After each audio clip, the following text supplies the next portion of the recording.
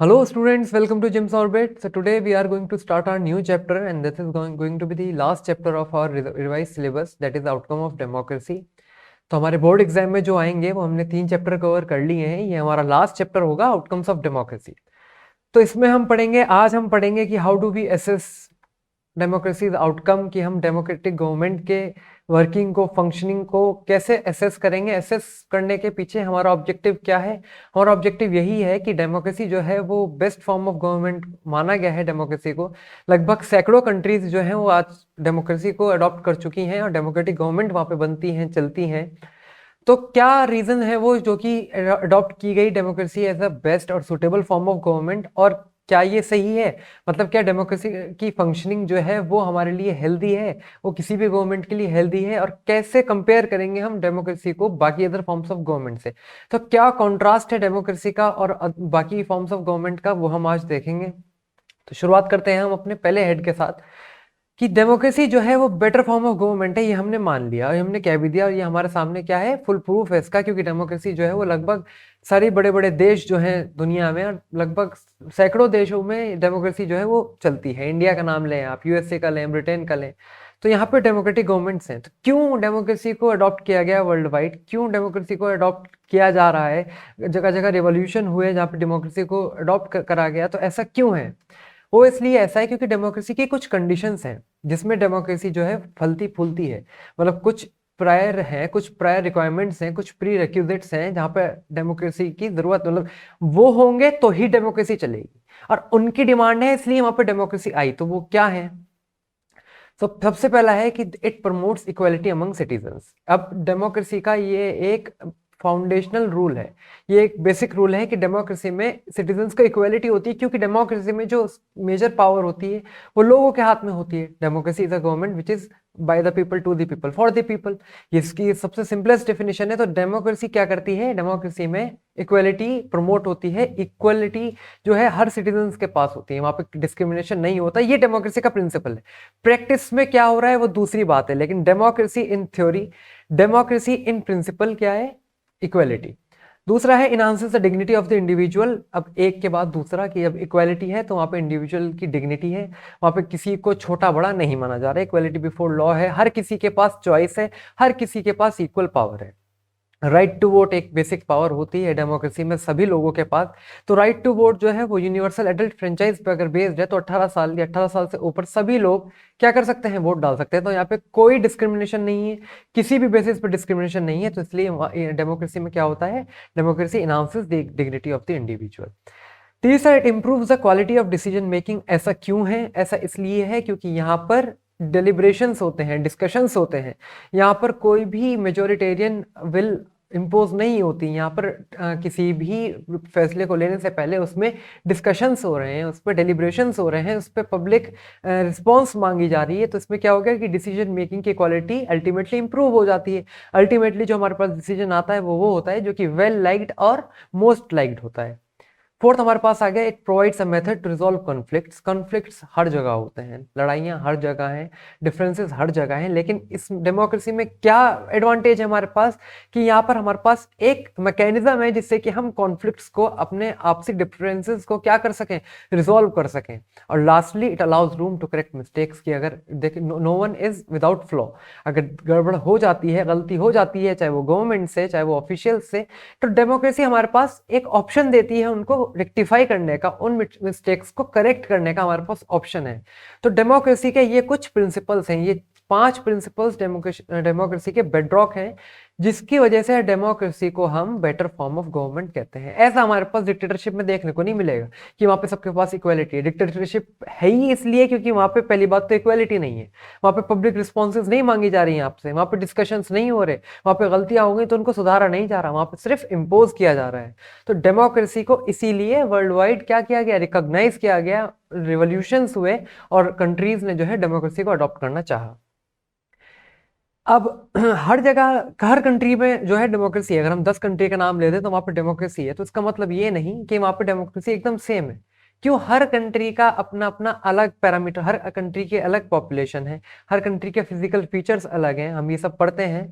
तो डेमोक्रेसी हो सकती है उन सब कंट्रीज में, लेकिन उन सब की डेमोक्रेसी एकदम सेम हो, एग्जैक्टली सेम हो, कि जैसा उस कंट्री में हो रहा है, जैसी उस कंट्री की डेमोक्रेसी है ऐसी मेरी कंट्री की डेमोक्रेसी हो। तो ये एकदम गलत है, ऐसा कहना एकदम गलत है कि डेमोक्रेसी जो है अलग अलग सोशल सिचुएशन में अलग अलग अचीवमेंट्स होते हैं। तो अगर डिफरेंट कंट्रीज हैं तो उनके अंदर जो डेमोक्रेटिक फंक्शनिंग होगी वो भी अलग अलग होगी, और उनके आउटकम्स भी क्या होंगे, वो भी अलग अलग होंगे। It is a means to achieve the conditions. कि अब डेमोक्रेसी क्या है, डेमोक्रेसी अपने आप में जब इतने प्रिंसिपल्स प्रोवाइड करती है तो democracy is a means to achieve condition. Democracy एक मीन्स है हमारे पास, एक रास्ता है हमारे पास जिससे हम उस आइडियल कंडीशन को जो कि हम चाहते हैं, क्या कि इगैलिटेरियन सोसाइटी हो, एकदम इक्वलिटी हो, पॉवर्टी ना हो, सबके पास इक्वल डिसीजन मेकिंग पावर हो, ये उनका मीन्स है। ये वो लैडर है जिससे कि हम उस क्वालिटी को, हम उस अकॉम्प्लिशमेंट को अचीव कर सकें। तीसरा कि the provisions can only be made in a democratic government. अब डेमोक्रेटिक गवर्नमेंट में प्रोविजंस बनाए जा सकते हैं, आपको पावर दी उस पावर को फैसिलिटेट करने के लिए, इक्वलिटी को फैसिलिटेट करने के लिए प्रोविजन हो सकता है कि there shall be right to equality for each and every person. लेकिन वो रियलाइज कैसे होगा, जब उसको प्रैक्टिस में लाया जाएगा, जब उसको इम्प्लीमेंट किया जाएगा। तो इक्वालिटी का सिर्फ प्रोविजन हमारे पास होने से हमारे पास सब कुछ नहीं होगा कि हमारे पास डेमोक्रेसी, हमारे पास इक्वालिटी का प्रोविजन है तो हम सक्सेसफुल है, नहीं। उसका इम्प्लीमेंटेशन, उसकी प्रैक्टिस, उसका रियलाइजेशन किसी भी डेमोक्रेसी को सक्सेसफुल बनाता है। अब ये कुछ एक्सपेक्टेशंस होती हैं हमें, ये हमें एक्सपेक्टेशंस होती हैं। किससे एक्सपेक्टेशंस होती हैं? ये एक्सपेक्टेशंस होती हैं हमें डेमोक्रेटिक गवर्नमेंट से, कि हमारी डेमोक्रेटिक गवर्नमेंट जो हो वो क्या हो, वो कैसी होनी चाहिए? वो होनी चाहिए accountable, responsive and legitimate government. अब क्या है ये accountable, responsive and legitimate government, वो हम आगे पढ़ते हैं। कि सबसे पहले डेमोक्रेसी जो है वो कंसर्न करती है अपने आप को पीपल्स चॉइस। डेमोक्रेसी का जो डायरेक्ट रिलेशन है, जो डेमोक्रेसी की मेन फाउंडेशन है, वो लोग हैं। तो डेमोक्रेसी में इस चीज का खास तौर से ध्यान रखा जाता है कि लोग जो हैं वो उसके डिसीजन मेकिंग में पार्टिसिपेट करें, लोगों के पास इक्वल पार्टिसिपेशन हो किसी भी डिसीजन मेकिंग में, किसी भी डेमोक्रेटिक प्रोसेस में लोगों का पार्टिसिपेशन हो। इसीलिए लोगों को डेमोक्रेटिक गवर्नमेंट से कुछ एक्सपेक्टेशंस होती हैं कि जो उनकी गवर्नमेंट हो वो अकाउंटेबल हो लोगों के प्रति, उनकी गवर्नमेंट जो हो वो लोगों की ज़रूरतों को समझे और उनको रिस्पॉन्स करे और उनकी एक्सपेक्टेशंस पे खरी उतरे। क्यों? क्योंकि वो जो हमारे पास सरकार बनी है, जो हमारे पास डेमोक्रेटिक गवर्नमेंट है, वो लोगों से ही है और लोगों के लिए ही है। तो क्या ये एक्सपेक्टेशन सचमुच डेमोक्रेसी में रियलाइज हो पाई है? क्या ऐसा है कि हर डेमोक्रेटिक गवर्नमेंट अकाउंटेबल है फुल्ली, हर डेमोक्रेटिक गवर्नमेंट जो है वो रिस्पॉन्सिव है लोगों के नीड्स के प्रति, और हर डेमोक्रेटिक गवर्नमेंट जो है वो ट्रांसपेरेंट है, लेजिटिमेट है? तो ऐसा माना गया है, एक्सपर्ट्स का मानना ऐसा है। और अगर हम व्यू करें अलग अलग गवर्नमेंट सिस्टम ऑफ कंट्री, देश में, दुनिया में, तो हम देखते हैं कि डेमोक्रेसी जो है वो प्रिंसिपली तो डेमोक्रेसी बहुत अच्छी है, प्रिंसिपल्स जो है डेमोक्रेसी के वो एकदम आइडियल्स हैं, लेकिन ऐसा प्रैक्टिस में नहीं है। प्रैक्टिस में ऐसा डेविएट हो जाता है कि जो प्रिंसिपल्स हैं वो एज सच प्रैक्टिस में देखे नहीं जा रहे। लेकिन डेमोक्रेसी में जो डिसीजन मेकिंग है वो किस आइडिया पे बेस्ड है? वो आइडिया पे बेस्ड है नेगोशिएशन। नेगोशिएशन यानी प्रॉब्लम सॉल्विंग मैकेनिज्म। यहाँ पे निगोशिएशन से डिसीजंस बनते हैं, यहाँ पे डेलिब्रेशन डिस्कशंस होते हैं, यहाँ पे कॉम्प्रोमाइज होते हैं। यहाँ पर एक डिसीजन कोई सोचा या कुछ भी चाहा हमने कि हम ये कल डिसीजन लागू कर देंगे, कर दिया, ऐसा नहीं होता। हमारे पास उसके मैकेनिज्म होते हैं जहाँ पर हमारे यहाँ लॉ डिबेट किए जाते हैं, लॉ का अपोजिशन भी होता है, लॉ पे हम पब्लिक रिस्पॉन्स भी मानते हैं।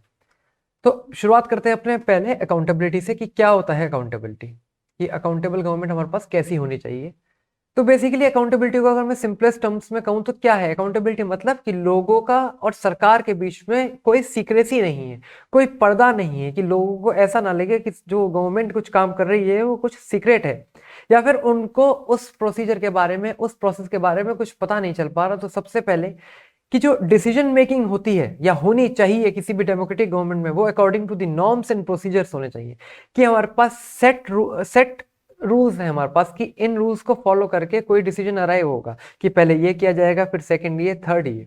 तो वो जो रूल्स है हमारे पास, वो जो प्रोसीजर्स लेट डाउन है, मेरी गवर्नमेंट जो है वो उन प्रोसीजर्स को फॉलो कर रही है।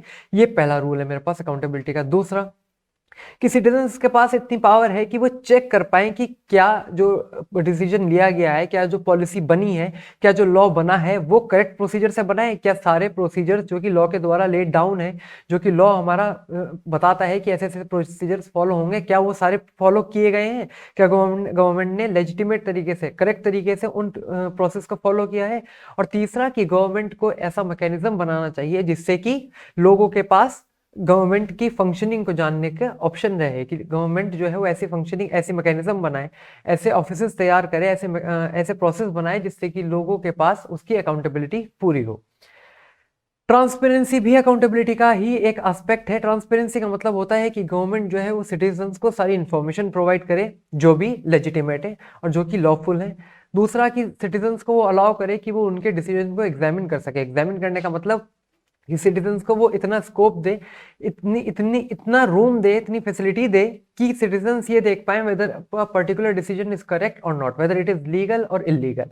और तीसरा, जितने भी अपने प्रोसीजर्स हैं उनके बारे में गवर्नमेंट जो है वो इंफॉर्मेशन दे और ऐसे मैकेनिज्म बनाए कि सिटीजन्स को पता चल सके कि उनकी कंट्री में, उनकी डेमोक्रेटिक गवर्नमेंट में आखिर चल क्या रहा है। ये होता है ट्रांसपेरेंसी। ट्रांसपेरेंसी नहीं है तो सीक्रेसी है, और जहां सीक्रेसी है वहां पर डिस्ट्रस्ट है। अगर ट्रांसपेरेंसी होगी, अगर अकाउंटेबिलिटी होगी मेरे पास, तो मेरे यहाँ गवर्नमेंट और सिटीजन्स के बीच में म्यूचुअल ट्रस्ट पैदा होगा, और ट्रस्ट पैदा होगा तो अल्टीमेटली क्या होगा, मेरे पास गवर्नेंस अच्छी होगी, मेरे यहाँ जो कंट्री जो है उसकी फंक्शनिंग बहुत स्मूथ होगी। तो हम ये कैसे मेजर कर सकते हैं कि भाई इस देश में, किसी भी पर्टिकुलर कंट्री में जहाँ पे डेमोक्रेसी एज अ गवर्नमेंट है, वहाँ पे अकाउंटेबिलिटी और ट्रांसपेरेंसी है? तो कुछ मेजर्स हैं इसको देखने के लिए। पहला, कि वहाँ पे regular free and fair elections होते हैं या नहीं। ये सबसे पहला प्रोसेस है कि वहाँ पे रेगुलरली इलेक्शंस हेल्ड होते हैं और फ्री एंड फेयर है, उनमें कोई इंटरवेंशन तो नहीं है, कोई इंटरप्शन तो नहीं है, कोई मेल प्रैक्टिसेस तो नहीं है। दूसरा, कि ओपन पब्लिक डिबेट्स, कि वहाँ पर जो लॉ बनाया जाएगा या जो जिस डिसीजन पे पॉलिसी लाई जाएगी उस पर पब्लिक डिबेट्स होती हैं। किसी भी लॉ को जो है पारित करने से पहले, लॉ को पास करने से पहले, क्या उस पर पब्लिक का रिस्पॉन्स मांगा जा रहा है या पब्लिक को इतना टाइम दिया जा रहा है कि वो उस पर सोच विचार कर सके। तीसरा, कि क्या सिटीजन के पास राइट टू इन्फॉर्मेशन है, कि अगर सारा काम हो गया और सिटीजन को पता लगाना है कि ये काम कैसे हुआ, क्यों हुआ, तो क्या सिटीजन के पास वो राइट है जिससे कि वो पता लगा सके कि भाई मेरी गवर्नमेंट ने अगर कोई काम किया है तो वो कैसे किया है और क्यों किया है। दूसरा आता है मेरे पास रिस्पॉन्सिव। रिस्पॉन्सिव मतलब अटेंटिव, कि मेरी कोई ज़रूरत है, हमारे सिटीजन्स की कोई ज़रूरत है, तो गवर्नमेंट उसके प्रति क्या दे रही है, अपनी अटेंशन दे रही है। हम तो उसमें सबसे पहले क्या होता है कि हर डेमोक्रेटिक गवर्नमेंट को अटेंटिव होना चाहिए towards the needs of people. Needs of people के प्रति वो कैसे अटेंटिव होगी?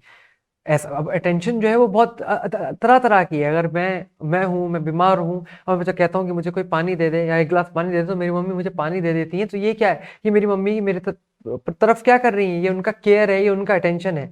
तो गवर्नमेंट अपनी केयर, अपनी अटेंशन कैसे दिखाती है सिटीजन्स के प्रति? कि कोई चीज अगर कंट्री में गलत हो रही है, कोई चीज की डिमांड है, तो उस पर लॉ लाया जाए, उस पर कोई पॉलिसी बनाई जाए, सिटीजन्स के लिए वेलफेयर स्कीम्स चलाई जाए जिससे कि पॉवर्टी को रिड्यूस किया जाए, गरीबी हटाई जाए, लोगों को के लिविंग स्टैंडर्ड्स को क्या करा जाए, अपलिफ्ट करा जाए। तो डेमोक्रेटिक गवर्नमेंट ऐसे रिस्पॉन्सिव होती है किसी भी एक कंट्री में।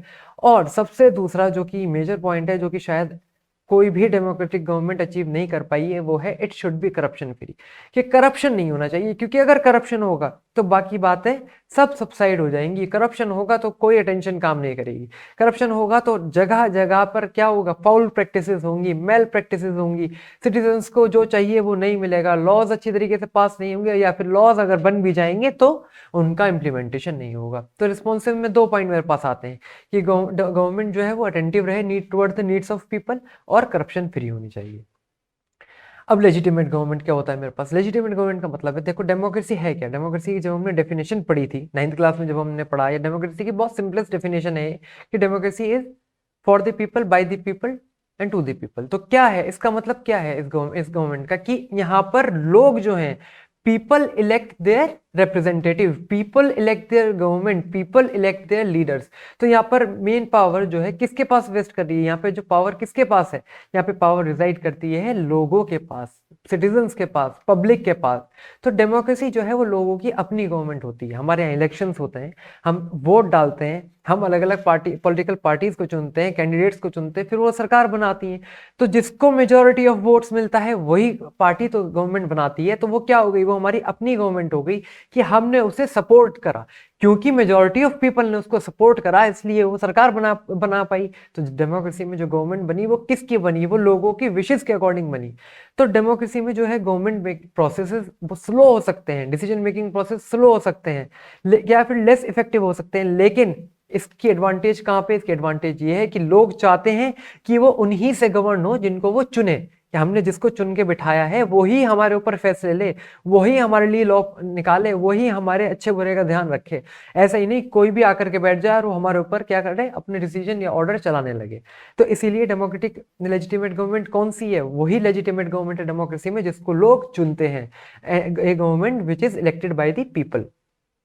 तो democracy is suitable because it can generate its own support. इसलिए डेमोक्रेसी क्यों सुटेबल है, क्योंकि डेमोक्रेटिक गवर्नमेंट में जो गवर्नमेंट है वो अपनी सपोर्ट को जनरेट करती है। गवर्नमेंट आई ही लोगों की वजह से, लोगों ने चाहा तो गवर्नमेंट बनी ना। इसीलिए डेमोक्रेटिक गवर्नमेंट क्या होती है, लेजिटिमेट होती है, लोगों की अपनी सरकार होती है। अब ये तो एक्सपेक्टेशंस थी कुछ हमारी डेमोक्रेसी से कि ये अकाउंटेबल होनी चाहिए, लोगों के प्रति रिस्पॉन्सिव होनी चाहिए और लेजिटिमेट होनी चाहिए। लेकिन एक्चुअल रिकॉर्ड क्या रहा है डेमोक्रेसीज का? अब हमने ये बात पहले ही कह दी थी कि हर डेमोक्रेसी जो है वो अलग अलग कंट्री में अलग है, तो सबकी सोशल सिचुएशंस अलग हैं, सबकी सर्कमस्टांसेस अलग हैं। तो हम किसी भी एक डेमोक्रेसी को नाप नहीं सकते, एक देश की डेमोक्रेसी को हम आइडियल नहीं रख सकते कि भाई इस देश की डेमोक्रेसी बहुत अच्छी है तो बाकी देशों की भी अच्छी होनी चाहिए। लेकिन नहीं, ये कुछ क्या है, ये कुछ यूनिवर्सल एक्सपेक्टेशंस हैं जो कि डेमोक्रेटिक गवर्नमेंट से होती हैं, regardless of what ever the country is. ये इसमें कंट्री की पॉपुलेशन, कंट्री का साइज, कंट्री की सोशल सिचुएशन, ये जो है मायने नहीं रखती इन एक्सपेक्टेशंस में, ये यूनिवर्सल एक्सपेक्टेशंस है। तो एक्चुअल रिकॉर्ड क्या दिखाता है? एक्चुअल रिकॉर्ड दिखाता है कि डेमोक्रेटिक गवर्नमेंट जो है वो अभी इतनी ओपन नहीं है, वो इतनी अकाउंटेबल लोगों के प्रति नहीं है, अभी भी एक सीक्रेसी है और लोगों के पास कहीं कहीं राइट नहीं है। फॉर्चुनेटली हम इंडिया में हैं और इंडिया में जो राइट टू इन्फॉर्मेशन है वो फंडामेंटल राइट है। इंडिया में राइट टू इन्फॉर्मेशन हमारा फंडामेंटल राइट है। ये आया था हमारे पास आरटीआई एक्ट से। आरटीआई एक्ट हमारे यहाँ बनी थी, उससे 2005 में इस राइट को जो है वो रिकॉग्नाइज किया गया एज अ फंडामेंटल राइट। तो हमारे यहाँ तो है राइट टू इन्फॉर्मेशन कि हमें कोई इन्फॉर्मेशन सीख करनी है गवर्नमेंट से, हम सीख कर सकते हैं। लेकिन और ऐसी डेमोक्रेटिक गवर्नमेंट्स हैं जहाँ पर शायद राइट टू इन्फॉर्मेशन लोगों को दिया ही नहीं गया हुआ, वहाँ पे गवर्नमेंट और सिटीजन्स के बीच में इतनी ओपन रिलेशनशिप ही नहीं है कि वो जान सके कि गवर्नमेंट में चल क्या रहा है। और फिर हमने बात की थी क्या, कि गवर्नमेंट जो है वो रिस्पॉन्सिव हो। लेकिन ऐसा होता है कि डेमोक्रेसी में अक्सर डेमोक्रेसी जो होती है, जो सरकारें होती हैं, जो लोकतांत्रिक सरकारें हैं, वो क्या करती हैं, वो लोगों के नीड्स पे ध्यान नहीं देती और जो उनकी मनमर्जी आती है वो करती है, क्योंकि वो सोचती हैं कि इलेक्ट होकर के अब हम आ गए तो अब हमारी ही मर्जी है, अब हमारी ही विल है। तो ये डेमोक्रेसी का एक्चुअल रिकॉर्ड है। और ऐसा नहीं है कि सारा बुरा ही है, अच्छा भी है। जब हमारे यहाँ इतने सुधार हैं और कंट्रीज में भी अच्छी अच्छी सिचुएशंस हैं जो कि आगे अभी बढ़ी रही हैं। फिर इकोनॉमिक ग्रोथ एंड डेवलपमेंट। अब किसी भी गवर्नमेंट का ये एक मेजर इशू होता है, ये एक मेजर ऑब्जेक्टिव होता है कि कंट्री की इकोनॉमिक ग्रोथ जो है वो स्टेबल रहे, कंट्री में जो है वो डेवलपमेंट लगातार होता रहे। इसलिए तो कंट्रीज पहले लेस डेवलप्ड होती हैं, फिर डेवलप्ड बन जाती हैं, डेवलपिंग रहती हैं। तो क्या इकोनॉमिक ग्रोथ एंड डेवलपमेंट का जो है आकलन है डेमोक्रेटिक गवर्नमेंट में, वो देखते हैं हम। तो पहला पॉइंट है इसमें कि democracies produce good government but do not always result in development. ये एक पॉइंट है कि डेमोक्रेसीज में गुड गवर्नमेंट्स तो होती हैं, अच्छी तो सरकारें बनती हैं, अच्छी गवर्निंग सिस्टम तो हमारे पास आते हैं, लेकिन ऐसा जरूरी नहीं है कि हर बार जो है वो डेवलपमेंट इतना ही अच्छा हो रहा हो। तो एक स्टडी के अकॉर्डिंग 1950 और 2000 में देखा गया है कि जो डिक्टेटरशिप्स हैं, जो जहां पर जिन देशों में डिक्टेटरशिप सरकारें हैं, जहाँ पर डिक्टेटरशिप है, उनकी ग्रोथ, उनकी इकोनॉमिक ग्रोथ एंड डेवलपमेंट जो है वो स्लाइटली हाई है। उनका इकोनॉमिक ग्रोथ और डेवलपमेंट का जो रेट है वो डेमोक्रेसी से थोड़ा ऊपर है, लेकिन इतना गैप नहीं है जिसको हम कह दें कि भाई डिक्टेटरशिप, क्योंकि डिक्टेटरशिप में इकोनॉमिक डेवलपमेंट हमारे पास बहुत ज्यादा है, हमारे पास ग्रोथ बहुत ज्यादा है, इसलिए सबको डिक्टेटरशिप अपनानी चाहिए। इतना भी गैप नहीं है। क्यों? क्योंकि जो लेस डेवलप्ड कंट्रीज हैं, जो लेस डेवलप्ड कंट्रीज हैं, जो डेवलपिंग कंट्रीज हैं, उनमें अगर डेमोक्रेसी और डिक्टेटरशिप्स को हम कंपेयर करते हैं तो जो डिफरेंस है ना मेरे यहाँ इकोनॉमिक ग्रोथ और डेवलपमेंट का, वो बहुत कम है। तो इसलिए ऐसा कुछ नहीं है कि हम सिर्फ इस एक पॉइंट पे कि डेमोक्रेसी में शायद क्योंकि हल्का सा जो इकोनॉमिक ग्रोथ एंड डेवलपमेंट है वो कम है, तो इसलिए डेमोक्रेसी को डिस्कार्ड कर दिया जाए, रिजेक्ट कर दिया जाए, ये कोई जो है वैलिड पॉइंट नहीं है कहने के लिए। क्योंकि डेमोक्रेसी के हमने अच्छे एडवांटेजेस देखे हैं, डेमोक्रेसी के हमने अच्छे आउटकम्स देखे हैं, डेमोक्रेसी में हमने क्या देखा है, पब्लिक पार्टिसिपेशन देखा है। अब किसी भी कंट्री की इकोनॉमिक ग्रोथ जो होती है वो इन फैक्टर्स पे डिटरमाइन होती है, इसलिए इसीलिए हम कंट्रीज को कंपेयर भी नहीं कर सकते हैं। बहुत बेवकूफ़ी है अगर हम कंट्रीज को कंपेयर कर रहे हैं कि भाई उस पर्टिकुलर कंट्री की इकोनॉमिक ग्रोथ इतनी है। हाँ, हम एक कंपैरिजन का एक स्टैंडर्ड बिठा सकते हैं इन दी लाइक सर्कमस्टांसेस कि हमारे यहाँ भी ऐसा हो रहा है, ऐसा चल रहा है, इतनी हमारे यहाँ पॉपुलेशन दिस एंड दैट, और वो कंट्री भी हमारे से इक्वल है लेकिन वो हमारे से ज़्यादा प्रॉस्पर कर रही है या हम उससे ज़्यादा प्रॉस्पर कर रहे हैं, तो हम अच्छी कंडीशन में हैं या हम एक बुरी कंडीशन में। हम जनरल कंपैरिजन कर सकते हैं लेकिन हम हर कंट्री के साथ हर कंट्री का कंपैरिजन नहीं कर सकते। क्यों? क्योंकि ये कुछ फैक्टर्स हैं जिस पे कंट्री की इकोनॉमिक ग्रोथ जो है वो डिपेंड करती है। पहला फैक्टर है मेरे पास कंट्रीज पॉपुलेशन, ये एक मेजर फैक्टर है। किसी कंट्री की कितनी पॉपुलेशन है, वहां पे क्या इकोनॉमिक ग्रोथ का रेट होगा वो डिटरमाइन करता है। ज्यादा पॉपुलेशन है तो शायद वहां पे ज्यादा टाइम लगे, वहां पे रिसोर्सेज पहुंचने में ज्यादा टाइम लगे। अब पॉपुलेशन भी कैसी है, पॉपुलेशन भी मेरे पास ज्यादा क्वांटिटी में अनस्किल्ड है, स्किल्ड है, एजुकेटेड है, नॉन एजुकेटेड है, लेस एजुकेटेड है, इस पे भी डिपेंड करता है। दूसरा मेरे पास कंट्री का साइज, कि किसी कंट्री का टेरिटोरियल एरिया, किसी कंट्री का साइज बड़ा है, कोई कंट्री बहुत छोटी छोटी है तो इसमें छोटी पॉपुलेशन है, किसी कंट्री का एरिया छोटा है लेकिन पॉपुलेशन ज्यादा है, तो इस पर डिपेंड करता है। तीसरा कि ग्लोबल सिचुएशन क्या चल रही है। आज हम ग्लोबल सिचुएशन की बात करें 2020 में बैठ के, तो हमारे यहाँ क्या है, पेंडेमिक चल रहा है, कोरोना वायरस चल रहा है, तो उसके वजह से हर कंट्री की इकोनॉमी हिट हुई है, इंडिया की भी हिट हुई है, हर कंट्री की लगभग इकोनॉमी हिट हुई है। क्यों? क्योंकि हमारे पास हमारे पास एक पेंडेमिक आ गया, एक हमारे पास एक डिजीज आ गई, जिससे कि हम सारी कंट्रीज को लगभग देशों में, लगभग दुनिया में क्या करना पड़ा, लॉकडाउन में जाना पड़ा। सारी कंट्रीज के यहाँ वर्क और फंक्शनिंग रुक गए, एक हॉल्ट हो गया। तो ग्लोबल सिचुएशन भी वेरी करती है कि ग्लोबल ट्रेंड क्या चल रहा है, ग्लोबल मार्केट कैसी है, ग्लोबल सिनेरियो क्या है। चौथा मेरे पास आता है कि ग्लोबल कॉपरेशन, की किसी भी एक कंट्री को कितना कॉपरेशन मिल रहा है, या कुछ कंट्रीज हैं कि जैसे एशिया कॉन्टिनेंट की अगर कोई कंट्रीज हैं तो उनमें आपस में कितना अच्छा कॉपरेशन है, या किसी भी कंट्री का किसी वेस्टर्न कंट्री से, किसी यूरोपियन कंट्री से कितना अच्छा तालमेल है, या किसी एक कंट्री को कितना कोऑपरेशन मिलता है बाकी कंट्रीज से, या कितना एलियनेशन है, वो भी मेरे पास एक फैक्टर है। और बाकी economic priorities adopted by the country. अब कंट्रीज के पास अपनी अपनी प्रायोरिटीज होती हैं, लॉज जो बनाए जाते हैं वो कंट्री की इमीडिएट सिचुएशन को देख के बनाए जाते हैं। अगर मेरे यहाँ सबसे पहले क्या हो गया, सबसे पहले मेरे यहाँ एजुकेशन एक इशू है, तो हमारे यहाँ हमारा जो सारा ध्यान फोकस होगा वो एजुकेशन पे फोकस होगा। अगर मेरे यहाँ अनएम्प्लॉयमेंट एक इशू है तो मेरी कंट्री के जो सरकारों का या सरकार का जो ध्यान फोकस होगा वो अनएम्प्लॉयमेंट पे फोकस होगा। अगर मेरे यहाँ टेररिज्म एक इशू है मेरी कंट्री में, तो मेरा गवर्नमेंट का ध्यान कहाँ फोकस होगा, वो टेररिज्म को हटाने के लिए फोकस होगा। तो क्या क्या प्रायोरिटीज है, इकोनॉमिक प्रायोरिटीज क्या क्या गवर्नमेंट चूज करती है, वो डिपेंड करता है कि वहां पर कैसी सिचुएशन प्रिवेल कर रही है किसी भी एक पर्टिकुलर कंट्री में। तो ये सारे फैक्टर्स हैं जिनको हम कंसिडर करते हैं किसी भी कंट्री की इकोनॉमिक ग्रोथ को डिटरमाइन करने में। तो इसी के साथ हमारा जो है ये एंड होता है चैप्टर, जिसको हम कहते हैं how do we assess outcomes of democracy. ये हमारा पहला जो टॉपिक है वो एंड हो गया। अब हम पढ़ेंगे क्या, सेकेंड लेक्चर में हम देखेंगे इस चैप्टर को आगे बढ़ाएंगे और खत्म कर देंगे। तो आज हमने क्या पढ़ा, आज हमने डेमोक्रेसी के आउटकम्स देखे, कुछ एक्सपेक्टेशंस देखी, इकोनॉमिक ग्रोथ एंड डेवलपमेंट देखा, डेमोक्रेसी को हमने कंपेयर किया, और हमने ये भी देखा कि क्यों डेमोक्रेसी जो है वो बेटर फॉर्म ऑफ गवर्नमेंट है। Democracy obviously better form of government है, we live in a democratic country, और हमें पता है हमारे पास क्या है, आज़ादी है, हमारे पास फ्री स्पीच है, हमारे पास राइट टू इन्फॉर्मेशन है, हमारे पास फंडामेंटल राइट्स हैं, हमारे पास कोर्ट्स हैं, हमारे पास जुडिशरी है, हमारे पास अच्छी गवर्नमेंट है। तो ऑब्वियसली डेमोक्रेसी जो है वो अच्छी गवर्नमेंट प्रोड्यूस करती है, अच्छे रिजल्ट्स यील्ड करती है।